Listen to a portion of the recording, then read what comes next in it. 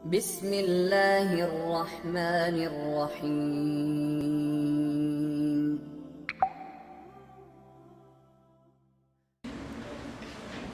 Bismillahirrahmanirrahim.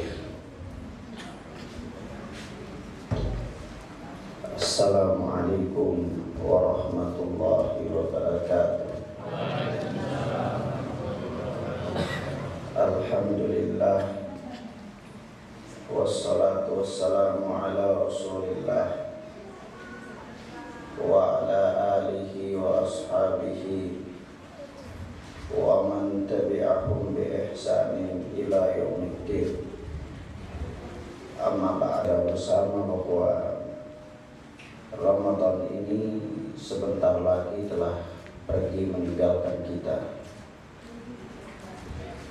yang mana kehidupan orang-orang soleh di zaman dulu tatkala akan memasuki Ramadan, ada di antara mereka yang sering berdoa, Allahumma ballighna Ramadan, ya Allah, sampaikanlah kami ke dalam bulan Ramadan. Artinya mereka berdoa kepada Allah Subhanahu wa ta'ala agar Allah menyampaikan mereka pada suatu bulan yang Allah sediakan di sana berbagai macam keutamaan, dan Allah Subhanahu wa ta'ala melipat gandakan pahala orang-orang yang beramal saleh padanya. Bahkan bulan tersebut dipenuhi dengan amalan-amalan tatawwu, amalan-amalan sunnah, yang mana itu semua adalah merupakan bonus yang Allah Azza wa Jalla berikan kepada umat ini. Hadirin dan hadirat, sebab itu kalau kita bicara tentang Ramadan, banyak sekali hal-hal yang berkaitan dengan Ramadan ini. Namun mungkin pada kesempatan yang mubarakah ini ada beberapa hal singkat yang ingin saya sampaikan. Yang pertama, puasa secara bahasa itu artinya al-imsak, yakni menahan diri. Ketika seseorang menahan diri, maka saat itulah secara bahasa dia dapat dikatakan orang yang berpuasa. Namun secara istilah adalah al-imsaku bi niyati ta'abbudi min al-aqli wasyurbi wa isyanin nisa wa sa'iril muftirat an tulu'il fajri ila ghurubi syams, yaitu menahan diri dengan niat beribadah kepada Allah Subhanahu wa ta'ala dari sejak terbitnya fajar yang kedua, yaitu fajar shadiq, sampai terbenamnya matahari, yaitu menahan diri dari makan, minum, bergaul dengan istri, dan segala hal-hal yang dapat membatalkan puasa. Maka terkait dengan hal-hal yang dapat membatalkan puasa ini, kadang-kadang kita itu ragu atau bingung, ini apakah perkara ini membatalkan puasa atau tidak. Maka dari itu ada beberapa yang dibolehkan dalam syariah yang tidak terhitung sebagai pembatal-pembatal puasa, namun mungkin kita mengira atau menyangka bahwa perkara tersebut termasuk di antaranya pembatal-pembatal puasa. Perkara yang pertama disebutkan dalam hadis Rasulullah sallallahu alaihi wasallam, yani ihtajama an-nabiy sallallahu alaihi wasallam wa huwa sha'im. Nabi pernah berbekam dalam keadaan beliau berpuasa. Hadis ini menunjukkan kepada kita bahwa berbekam atau mengeluarkan darah kotor, atau yang semisal dengannya berupa donor darah, ini semua perkara yang tidak membatalkan puasa. Dilakukan oleh Nabi Sallallahu Alaihi Wasallam dan disebutkan dalam hadis yang kita sebutkan tadi. Yang kedua, disebutkan dari Nabi Sallallahu Alaihi Wasallam bahwasanya Aisyah radhiyallahu taala anha dan Ummu Salamah radhiyallahu taala anha, dua-duanya adalah istri Nabi Sallallahu Alaihi Wasallam. Mereka berkata, Nabi Sallallahu Alaihi Wasallam kana yudrikuhul fajru wa huwa junubun min ahlihi, thumma yaktasilu wa yasum. Hadis ini dikeluarkan oleh Imam Bukhari rahimahullah dalam sahihnya. Yaitu dulunya Rasulullah Sallallahu Alaihi Wasallam itu beliau pernah mengalami atau memasuki masa waktu fajar, waktu subuh datang, sementara beliau dalam keadaan janabah karena berhubungan dengan istrinya, dan beliau belum sempat mandi. Sudah masuk waktu subuh. Kemudian apa kata Aisyah dan Ummu Salamah radhiyallahu taala anhuma? Thumma yaktasilu wa yasum. Kemudian Rasulullah mandi dan melanjutkan puasanya. Ini menunjukkan kepada kita juga bahwa seseorang yang terlambat mandi atau belum sempat mandi tatkala sudah masuk waktu fajar, maka ini tidak merusak ibadah puasanya. Selama dia kemudian bersegera mandi dan dia melanjutkan puasanya tersebut. Yang ketiga, di antara perkara yang tidak membatalkan puasa adalah muntah tidak dengan sengaja. Disebutkan di dalam hadis, man tara'ahul qaid, barang siapa yang terpaksa muntah, fala qada'a alaih, maka tidak ada kewajiban qada atasnya. Yani kalau terpaksa dia muntah, apakah karena dia pusing, ataukah karena dia mabuk di atas mobil atau di atas pesawat, lalu muntah dengan terpaksa, fala qada'a alaih, dia tidak batal puasanya dan tidak wajib qada atasnya.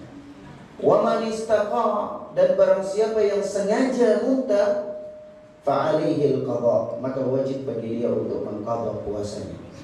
Ini menunjukkan kalau muntah itu dengan sengaja, muntah yang dipaksakan, itu membatalkan puasa, dan orangnya wajib untuk menggantikan puasanya. Berikut hadirin dan hadirat, yang terakhir dari tausiah singkat ini adalah hal yang berkaitan dengan suatu amalan tambahan yang merupakan bonus yang Allah berikan kepada umat ini dalam bulan Ramadan, yaitu amalan qiyamul Ramadan, atau kita kenal dengan sholat tarawih. Rasulullah sallallahu alaihi wasallam mengatakan dalam hadis, man qama ramadanan imanan wa ihtisaban ghufira lahu ma taqaddama min dhanbihi. Barang siapa yang melakukan sholat malam, yakni sholat tarawih, dengan penuh keimanan, bukan karena keterpaksaan, tapi dia dengan senang hati karena imannya kepada Allah dan Rasul, ingin mengambil dan merebut pahala sunnah dan keutamaannya, maka dia datang melakukan sholat. Dan dia sholat itu semata-mata ihtisaban, mengharapkan pahala dari Allah subhanahu wa ta'ala, maka Rasulullah mengatakan ghufira lahu ma taqaddama min dhanbi, diampuni baginya dosa-dosanya yang telah lalu. Hadirin dan hadirat, bahkan Rasulullah mengatakan barang siapa yang sholat bersama imam sampai selesai, maka seolah-olah dia sholat semalam suntuk. Ini menunjukkan kepada kita bahwa hendaklah seseorang yang cerdas, seseorang yang ingin meraih pahala yang besar, ketika dia datang ke masjid melakukan sholat tarawih, itu jangan ketika witir dia pulang. Atau jangan ketika witir dia bubarkan dirinya dari imam. Ini tidak boleh.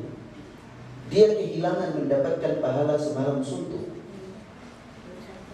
Tapi dia harus, yakni dia dianjurkan untuk sholat itu bersama dengan imam dari awal sampai selesai. Kalau sekiranya dia melakukan hal tersebut, maka dia mendapatkan pahala seolah-olah dia sholat satu malam tersebut penuh sholat. Dan tentunya dalam perkara sholat ini, sebagaimana kita ketahui dan kita maklumi secara bersama bahwa sholat itu mempunyai rukun-rukun dan mempunyai syarat-syarat. Rukun-rukun atau syarat-syarat sudah barang tentu pasti kita ini semua tahu. Dari kecil di sekolah sudah diajarkan bahwa syarat-syarat sholat itu yang pertama masuk waktu. Jadi sholat duhur tidak boleh di waktu asar, atau sholat subuh tidak boleh di waktu duhur. Ini dianggap keluar dari waktu dan tidak memenuhi satu syarat, maka sholatnya tidak sah. Yang kedua tentu berwudu. Tidak boleh sholat dalam keadaan tidak berwudu. Rasulullah Sallallahu Alaihi Wasallam mengatakan kepada kita dalam hadis yang dikeluarkan oleh Imam Bukhari dan Muslim dalam Sahih keduanya, bahwa Rasulullah mengatakan la yaqbalullahu salata ahadikum idza ahdatha hatta yatawadda. Allah Subhanahu wa taala tidak menerima salat salah seorang di antara kalian dalam keadaan berhadas sampai dia berwudu. Dan seterusnya dari syarat-syarat salat. Adapun rukun-rukun salat tentu kita juga sudah paham dan mengerti. Tapi tidak berlebihan jika sekiranya saya menyampaikan lagi pada kesempatan yang mubarak ini. Rukun-rukun salat itu yang pertama bertakbiratul ihram. Tidak boleh salat tanpa takbiratul ihram. Ini salatnya tidak sah. Dan lebih dari itu semua, rukun-rukun salat itu adalah tumakninah salah satunya. Tumakninah itu melakukan gerakan sholat dengan tenang, tertib, dan bertahap. Artinya seseorang yang sholat itu la yamkur. Dia tidak boleh sholat dengan cara mematuk seperti ayam mematuk beras. Sebab itu masuk di dalam firman Allah, wailul lil musallin, celakalah bagi orang-orang yang sholat. Kok orang yang sholat bisa celaka? Apa maksudnya? Maksudnya adalah orang yang melalaikan sholat itu. Bagaimana dia melalaikan sholat? Para ulama menerangkan kepada kita, yaitu sholat di luar waktu, atau sholat tidak memenuhi syarat-syarat sah sholat, atau tidak memenuhi rukun-rukun sholat, atau sholat dengan gerakan yang terlalu cepat seperti burung mematuk beras. Hadirin dan hadirat, inilah beberapa hal yang dapat saya sampaikan pada kesempatan yang mubarak ini. Mudah-mudahan bermanfaat bagi kita semua insyaallah taala. Hadanallahu wa iyyakum wa barakallahu fikum jami'an. Semoga Allah memberikan hidayah kepada kita dan memberikan berkah kepada kita dalam hidup dan mati kita insyaallah. Wa sallallahu ala nabiyyina Muhammad wa ala alihi wa sahbihi wa mawala. Wassalamualaikum warahmatullahi wabarakatuh.